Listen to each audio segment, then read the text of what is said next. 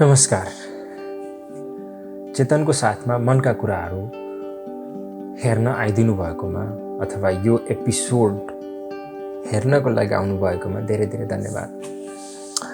So anyway, अब यो के हो त भन्ने कुराहरू जिज्ञासा होला। फर्स्ट, यो खासै केही होइन, यसमा मेरा मनका कुराहरू सेयर गर्नको लागि मैले खोलेको च्यानल। अब सिम्पली युट्युब च्यानल किन खोल्ने त भन्दाखेरि फर्स्ट फिक्स्ड हुन्छ नि त, च्यानलमा सब्सक्राइबर ग्रो गर्ने, पैसा कमाउने भन्ने हुन्छ नि त। मनमा छ, नभएको चाहिँ होइन। तर त्यो होला नहोला त्यो धेरै पछिको कुरा हो। यो च्यानल सुरु गर्नु र यसरी रेकर्ड गर्नुको मेन उद्देश्य भनेको मेरा मनका कुराहरू शान्त पार्नु। सो मलाई किन मेरा मनका कुराहरू चाहिँ क्यामेराको अगाडि शान्त पार्नु पर्यो त भन्ने कुराहरू आउँदाखेरि म फ्यामिलीदेखि धेरै टाढा छु, धेरै नै टाढा छु, बाहिर छु नेपालदेखि। सो एक्लै यसरी काम गरिरहँदाखेरि चाहिँ कोही न कोही साथी चाहिँदो रहेछ। अनि साथी नहुँदा समय बिताउन गाह्रो हुँदो रहेछ। मैले यो एक्सपिरियन्स गरेको थिएन, किनभने म फ्यामिलीसँग लामो समयसम्म फ्यामिलीसँगै बस्थेँ। अनि अहिले अब विभिन्न कारणले गर्दाखेरि बाहिर विदेशिनु पऱ्यो। विदेशिनु परिसकेपछि त अब एक्लोपनले छँदैछ हुन्छ। मेरो फेरि कस्तो छ भने बोल्न थालेपछि यसरी म बोलिरहेको छु, मेरो क्यामेराको अगाडि त राम्रैसँग बोलिरहेको छु, तर यो सोसियल अक्वर्डनेस, अलिकति सामाजिक ग्यादरिङहरूमा चाहिँ हुन्छ नि, म आफूलाई चाहिँ बढी बोल्न चाहिँ नसक्ने, आफूलाई अलिकति त्यो प्रेजेन्ट गर्न नसक्ने या सोसियलाइज हुन नसक्ने भएको हुनाले चाहिँ मेरो त्यति नेपाली कम्युनिटीमा लिङ्क पनि छैन। प्लस अन्य कोही अरू बाहिरको व्यक्तिहरूसँग पनि त्यति नजिकसम्म मेरो सम्बन्ध छैन जो मैले समय बिताउन सकूँ। बट तर पनि मैले कोसिस गरिरहेको हुन्छु कि कोही कसैसँग चाहिँ एउटा लिङ्क बढाउँ, कुराकानी गरौँ, साथीहरू बनाऊँ भन्ने। तर भने जस्तो चाहिँ सजिलो चाहिँ नहुँदो रहेछ त्यो एक्सपिरियन्स मैले बटुलेको। त्यसैलाई मार्नको लागि अथवा त्यो समय मलाई एक्लोपनले नखाओस् भनेर भन्नको लागि चाहिँ मैले के गरेको त भन्दा यो रेकर्ड गरेको। सो अनि अर्को कुरा चाहिँ आफ्नो सोसियलाइज हुन नसक्ने भएको हुनाले सायद मलाई एक्लो लाइफ पनि मन पर्दैन, किनभने म आज एक्लै छु। बट स्टिल म त्यति अनह्याप्पी चाहिँ छैन कि म स्याड छैन, म ह्याप्पी नै छु। किन त भन्दा मैले यसरी रेकर्ड गरिराखेको छु होइन। चाहे कसैले हेर्नु होला या कसैले नहेर्नु होला, रेकर्ड गर्छु, पोस्ट गर्छु। यति कुरा हो कि म यसरी बोलिसकेपछि मैले जे पाएँ त्यही बोल्न मिल्दैन। पब्लिकली राखेको मेरो कन्टेन्ट चाहिँ के हुनुपर्छ त, अलिकति फिल्टराइज हुनुपर्छ, अथवा मैले कसैलाई हार्म गर्नु हुँदैन। जानी या नजानी मैले कुनै पनि अवस्थामा मैले केही बोलेर पब्लिकली पोस्ट गर्छु भने मैले हार्म गर्ने कुराहरू चाहिँ गर्नु हुँदैन। अनि अर्को कुरा चाहिँ मलाई यो पनि थाहा छ कि होइन, यो सबै कुराहरूको पछाडि ल पैसा कमाउने भन्ने अथवा युट्युबमा राखेपछि सब्सक्राइबर बढ्ला भन्ने सोचभन्दा पनि सबसे पहिला चाहिँ मेरो के छ भने मेरो कुराहरू र म चाहिँ भल्ग्यारिटीलाई अगाडि बढाउन सक्ने मान्छे होइन, एक्स्ट्रा कमेडी गर्न सक्ने होइन, या मसँग डान्स गर्न सक्ने या कुनै म्युजिकल इन्स्ट्रुमेन्ट बजाउन सक्ने त्यस्तो सुपर पावर केही पनि छैन। सो त्यो नभइरहेको हिसाबले न मैले कन्ट्रोभर्सी क्रिएट गर्न सक्ने, न भल्ग्यारिटीलाई बढाउन सक्ने, न मेरो क्यारेक्टरलाई हानि पुऱ्याएर मेरो आफूलाई नै ह्युमिलिएट गरेर मैले त्यो एक्स्ट्रा गर्न सक्ने किसिमको मान्छेको स्वभाव चाहिँ म छैन। त्यो भएपछि मेरो यो टिकटक चाहिँ एकदम भयङ्कर सब्सक्राइबर बढेर मैले टिकटकबाट यो युट्युबबाट चाहिँ अर्न गरौँला, यो सोसियल मिडियाबाट अर्न गरौँला भन्ने मेरो सोचाइ कतै पनि छैन। इट्स जस्ट द्याट कि मैले मेरो आफ्ना कुराहरू सेयर गर्छु, ठिकै छ, बिस्तारै कसैलाई मन परेछ, मेरा कुराहरू सुन्दाखेरि राम्रो लागेछ, यसमा यसको कुराहरू चाहिँ के सुन्नुपर्ने छ है भन्ने जस्तो लागेछ भने कसैले सब्सक्राइब गर्नुभएछ भने त्यसको लागि धेरै धेरै धन्यवाद भन्छु। अब होइन भने त इट्स ओके, एटलिस्ट मैले मेरो आफ्नो समय बिताएको छु, मैले मेरो आफ्ना मनका कुराहरू पोखेको छु होइन। म आफूले मेरो समयलाई इन्जोय गरिरहेको छु।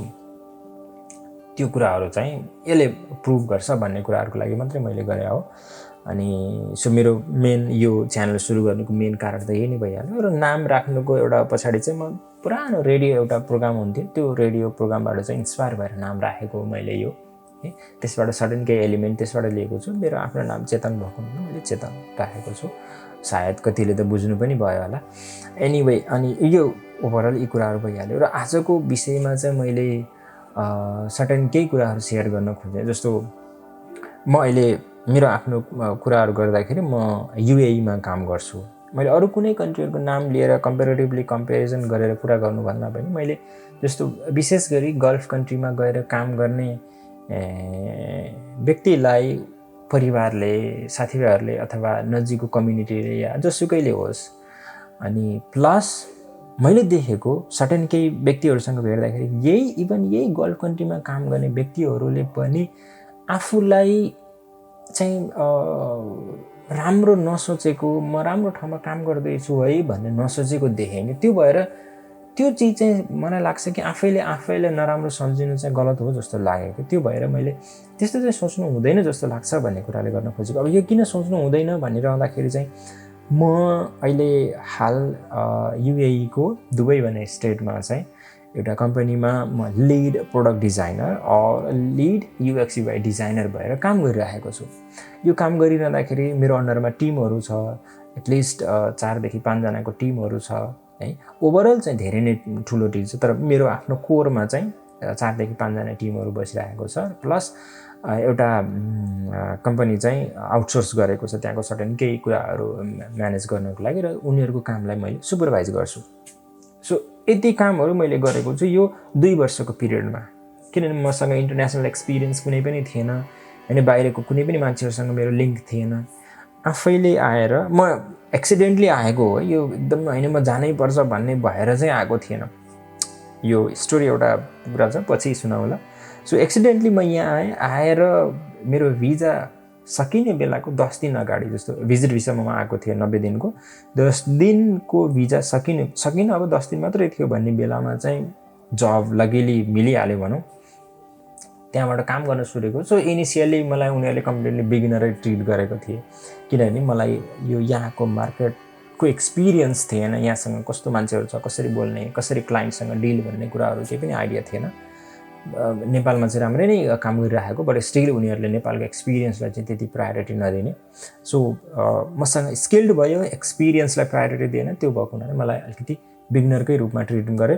तर 6 महिनाको एउटा टेन्युरमा चाहिँ उनीहरूले मेरो क्वालिटी, क्यापेसिटी, स्किल, एक्सपिरियन्सलाई बुझेर अनि इमिडिएटली मलाई प्रमोट गरेर चाहिँ लिड प्रोडक्ट डिजाइनरको रेस्पोन्सिबिलिटी दिए। सो राम्रो छ, विगत 2 वर्षदेखि मैले राम्रोसँग काम गरिरहेको छु, कम्पनीले पनि राम्रो एउटा बिहेभ गरिरहेको हुन्छ। अनि ओभरअल यी सबै कुराहरू भइसकेपछि यदि हामी लर्न गर्छौँ अथवा आफूसँग भएको स्किललाई देखाउन सक्छौँ भने कुनै पनि कम्पनीलाई त जस्तोसुकै कम्पनी होस्, चाहे नेपालकै गरेको होस् या अन्य कुनै पनि कन्ट्रीहरूमा गरेको होस्, त्यो कन्ट्रीलाई राम्रो मान्छे त चाहिन्छ नै। किनभने कम्पनी खोलिसकेपछि कम्पनी खोल्ने ओनरको मेन मोटिभ भनेकै पैसा कमाउने हो होइन, प्लस मार्केटमा आफ्नो बिजनेस एक्सप्यान्ड गर्ने हो। यदि कुनै इम्प्लोइले राम्रो काम गरेर एउटा आर्थिक रूपमा पनि प्लस गर्छ, प्लस तपाईँको बिजनेस एक्सप्यान्ड गर्नमा पनि मद्दत गर्छ भने त त्यो इम्प्लोइलाई त कसले त राम्रो छैन भन्छ होइन र। सो त्यही नै हो। त्यो भएको हुनाले हामीले म गल्फमा आएर काम गरेछ भनेर सोच्नुभन्दा आफूलाई आफ्नो स्किललाई बढाएर राम्रो बनाउन सक्यो भने चाहिँ बेटर हुन्छ जस्तो लाग्छ। अहिले यहाँ नेपालीहरू चाहिँ एटलिस्ट मिलिनियर चाहिँ कोही नै होला, आई डोन्ट नो है, तर हाम्रो एसियन कन्ट्रीबाट आउने अरू धेरैजनाहरू चाहिँ बिलिनियर भइसक्नु भएको छ। किनभने हामी नेपालीहरू सधैँ पछाडि भयौँ कि नसिक्ने, कम्युनिटीमा जोड नहुने, एकअर्कालाई सहयोग नगर्ने, खालि रिसिभी दिने। यहाँ मैले देखेको के छ भने मोस्टली प्रायःसम्म त एकले अर्कालाई दुख नै दिनुपर्छ, नेपाली भाषामा टिपिकली भन्दा लुट्नु नै पर्छ भन्ने किसिमका धेरै मान्छेहरू देखेको छु। र त्यहाँदेखि त्यो सबै त्यस्तो मान्छे मात्रै हुनुहुन्छ भन्ने छैन है, सर्टेन केही हुनुहुन्छ जसले चाहिँ एकदमै लागि परेर सहयोग गर्नुभएको, जस्तो ह्युमन रिसोर्स कम्पनीहरू खोलेर धेरैले जब लगाइदिनु भएको छ। तर सर्टेन केही व्यक्तिहरू हुनुहुन्छ जसले चाहिँ जागिर लगाइदिने नाममा पैसा खाएर बिचरा, मैले एउटा केसम्म देखेँ भने एकजना भाइलाई जागिर खोजिदिनु भयो, उसको जागिरको मन्थली पाउने भनेको 2500 छ, 2500 दिराम छ है। 2500 दिराममा उसले खाना बस्न सबै कुराहरू आफैले पे गर्नु छ। त्यसमाथि जागिर लगाइदिने एजेन्टलाई 1500 दिराम चाहिँ उसले पे गर्नु पर्यो भनेपछि उसको फर्स्ट मन्थको इन्कम कति भयो? जम्मा 1000। 1000मा कहाँ बस्ने, कति खाने, के गर्ने, के लाउने, त्यस्तो समस्या मान्छेहरू पनि देखेँ मैले। नेपालीकै कुरा गर्दैछु हैन। सो यस्तो यस्तो सिचुएसन हामी आफैले हाम्रो कम्युनिटीलाई हामी आफैले नराम्रो गरिराखेका छौँ कि त्यो भएर हामीले अरू देशहरूसँग अरू अन्य देशहरूलाई कम्पेरिटिभली कुरा गर्नुभन्दा पनि यदि जुनसुकै देशमा काम गरिसकेपछि पनि जुनसुकै देशमा गएर काम गर्दाखेरि पनि आफूलाई आफ्नो स्किललाई बढाउँ, बेटरमेन्ट गरौँ, आफूलाई इम्प्रुभ गरौँ, अरू देशलाई कम्पेयर गरेर। फर इक्जाम्पल तपाईँलाई कुनै एउटा कन्ट्री चाहिँ राम्रो लाग्छ, त्यहाँ गएर सेटल हुन मन लाग्छ भने जहाँ काम गर्दै हुनुहुन्छ त्यो काम गरेर त्यहाँबाट आफ्नै एउटा स्किललाई बढाउन सकेर त्यो देशमा जानुहोस्। सबैलाई चाहिन्छ नि त राम्रो मान्छे त। तर एकले अर्कालाई खुट्टा तान्ने, एकले अर्कालाई नराम्रो बिहेभ गर्ने, कसैको सक्सेस देखेर चाहिँ खुट्टा तान्ने या उसलाई चाहिँ नराम्रो भन्ने बानी चाहिँ हामीले हटाउनुपर्छ र एकले अर्कालाई रेस्पेक्ट गर्न चाहिँ जान्नुपर्छ जस्तो लाग्छ कि मलाई। रिसेन्टली एउटा एक्सपिरियन्स बटुलेको थिएँ, उहाँलाई मैले चिनेको थिएन, उहाँले पनि मलाई चिन्नु भएको थिएन हैन। फर्स्ट टाइम हामी भेट भयो। अनि यहाँ चाहिँ कस्तो रहेछ नि, फेब्रिकेट गर्ने कि त्यो हुन नखानसँगको एकजना यस्तो व्यक्तिलाई भेटेँ, उहाँको एकजना आफ्नो रिलेटिभ्सले काम गर्ने ठाउँ, उहाँको के भन्छ रिलेटिभसँग म नजिक भएर चिनेको मान्छे, उहाँ कहिलेकाहीँ त्यहाँ आएर बसेको र लकिली मैले उहाँलाई केही कुरा सिकाएको रहेछु। हुन त मैले पनि उहाँलाई नचिनेको, उहाँले पनि मलाई नचिनेको, तर मैले केही कुराहरू उहाँलाई सिकाएको चाहिँ पछि मलाई याद भयो, उहाँसँग कुरा गरेँ। तर उहाँ यहाँ आएर यतिसम्म ठुलो बनाएर भन्नु, म त यस्तो खतरा मान्छे। मैले एउटा काम गर्ने टेलिभिजन थियो, त्यो टेलिभिजनभरि मैले के भन्छ गरे यो तलदेखि माथिसम्म काम गर्थेँ भनेर सुनाएर चाहिँ कुराहरू राख्नु भएको रहेछ कि। जबकि त्यो टेलिभिजनमा म लामो समय काम गरेको छु। अनि त्यो टेलिभिजनमा काम गर्ने एकजना मेरो अभिभावक गुरु दाइ हुनुहुन्छ, लेट सुवर्णमान साके। अहिले त उहाँ देहान्त भइसक्यो, तर मेरो स्टिल आजसम्म पनि मेरो अभिभावक मैले उहाँलाई मान्छु, म सधैँ सम्झिन्छु उहाँलाई। र उहाँले सिकाएका हरेक पाठहरू चाहिँ एकदमै मनपर्छ। उहाँले सिकाएकै पाठहरूले गर्दाखेरि म आज यहाँसम्म आएको फिल गर्छु। किनभने म +2 र यो ब्याचलरको एजुकेसनको हिसाबले चाहिँ म कम्प्युटरमा काम गर्ने मान्छे होइन, मैले ह्युमेनिटिज एन्ड सोसियल साइन्स पढेको। बट तर मेरो कामको आधारमा चाहिँ म एज अ कम्प्युटर इन्जिनियरको रूपमा हुन्छु। तर टिपिकल्ली कम्प्युटर इन्जिनियर भन्न चाहिँ मिल्दैन, किनभने मैले MSc ITM चाहिँ गरेको छु। फेरि मास्टरबाट इन्फर्मेसन टेक्नोलोजी एन्ड म्यानेजमेन्ट चाहिँ मास्टर गरेको छु। सरी, मास्टरबाट होइन, इन्फर्मेसन टेक्नोलोजी एन्ड म्यानेजमेन्टबाट मास्टर गरेको छु।